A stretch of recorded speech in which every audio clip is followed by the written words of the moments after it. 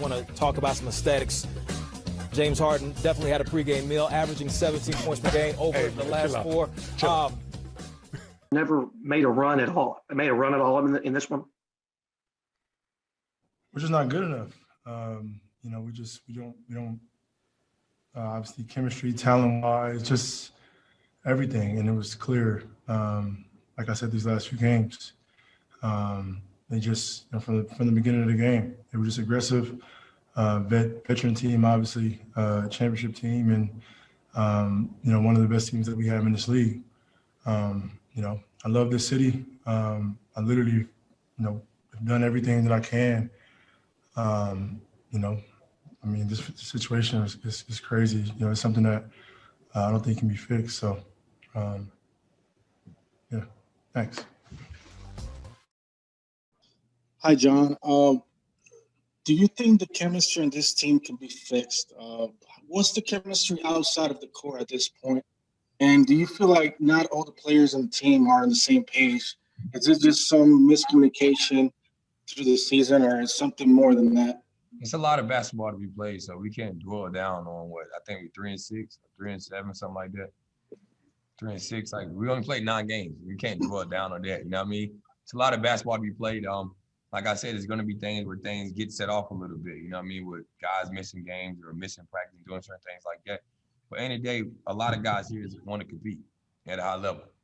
And like I told everybody tonight, I told the guys before, when the 1 through 15 guys all on the same page, they commit, they know their role, they know what they want to do, they know what they want to get out of this, that's the win, you all will be fine. But when you have certain guys in the mix that don't want to buy in all as one, it's going to be hard to do anything special, do anything good as a basketball team. I've been on those teams in my 11 years been in the league. I've been on a team like that my first 5 years where it was all about me, not about the team. And that hurts.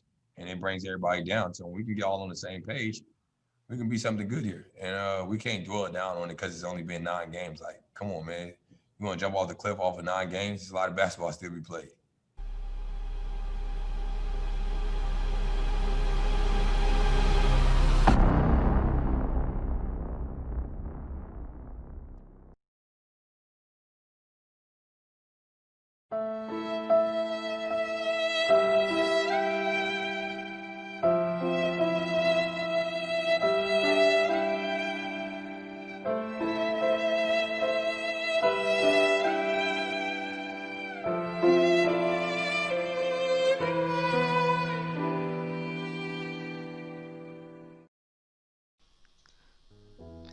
It happened, man.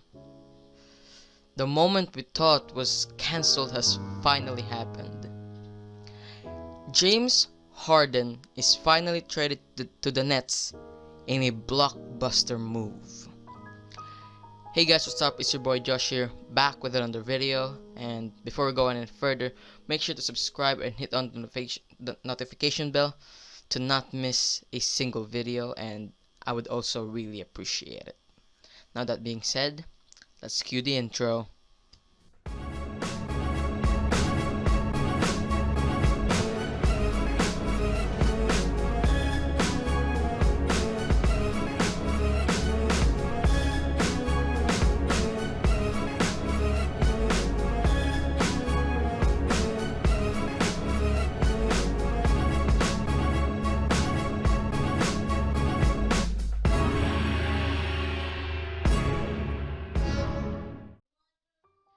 Now, like I showed you from the intro, James Harden practically gave up on the Houston Rockets.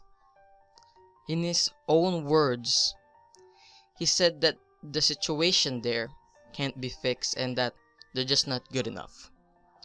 I mean, you don't say that to a team that you have been playing for in almost a decade, especially in a public post-game interview.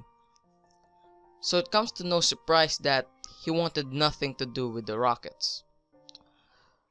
But what surprises me is that he didn't wait for the trade deadline to be traded, because just like John Wall said from the intro again, it has just been 9 games, and you can't just throw yourself off the cliff after just 9 games. And John Wall is right. Harden should have waited for more games before giving up on his team. Now this is the full detail of this blockbuster trade.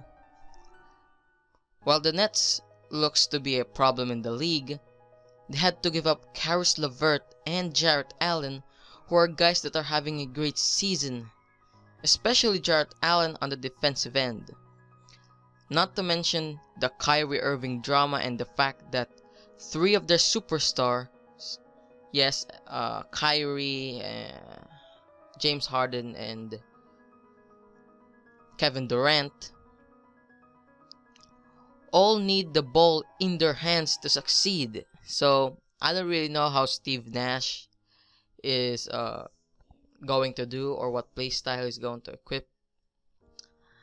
Now, as far as who won this trade, it is still too early.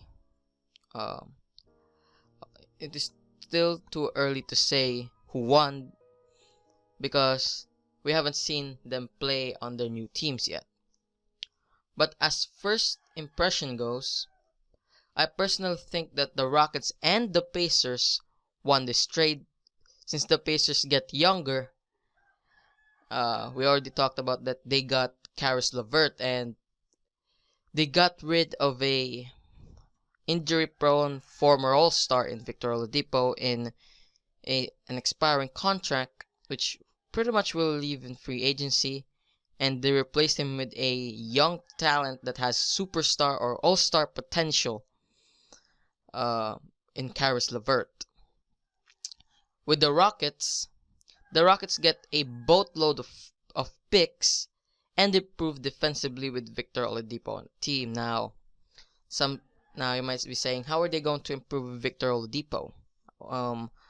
Victor Oladipo is a really great defender, and even though he might not reach his prime, his absolute prime or peak, he's still a very good player. I mean, if you look at his stats, you see that he's still a decent star, especially defensively with this team. And also, he's a really good playmaker for a shooting guard. Now, it has been a long day with this news coming out, and I will let you guys decide who won this trade. And again, this is Josh from Sports Mike TV, and I am signing out. Peace.